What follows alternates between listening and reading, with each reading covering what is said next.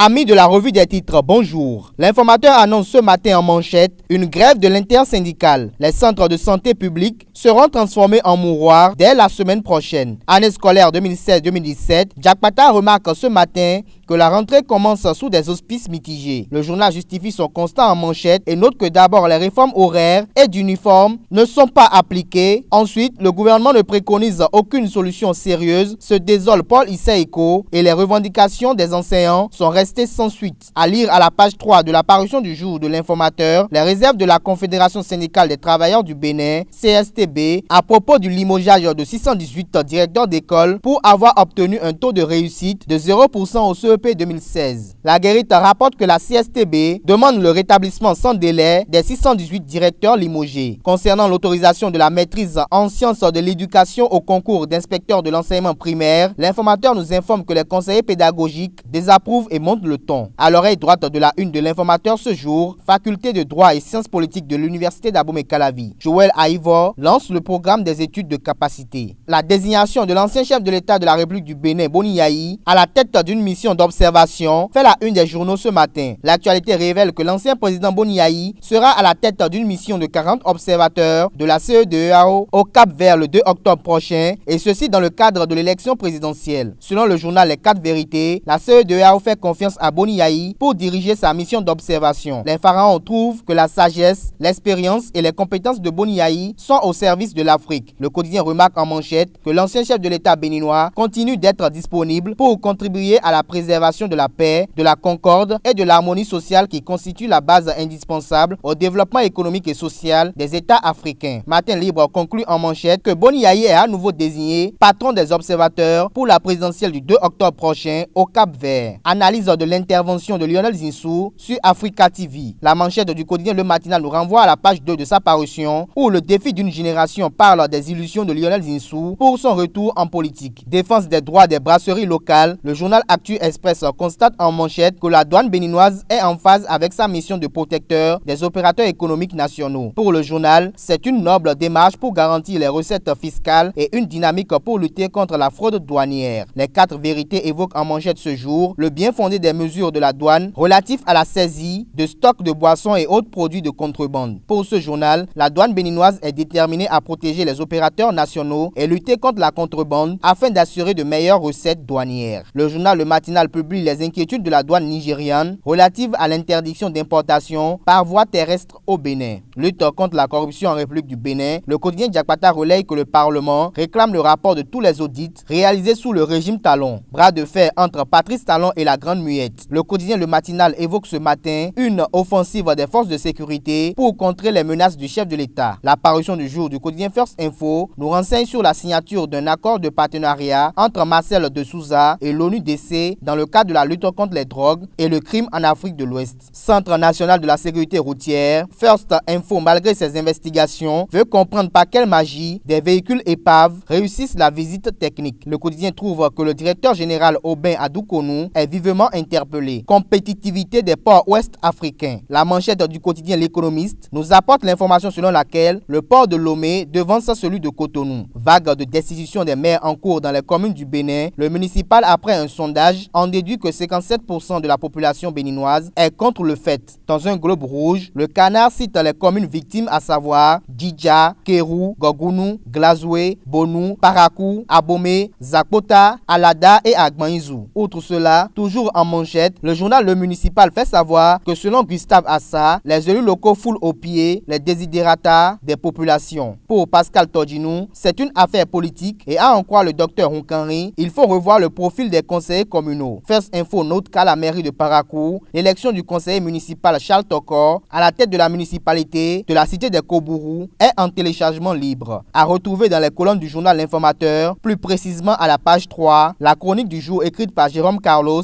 intitulée « L'allégorie de la vache sans queue ».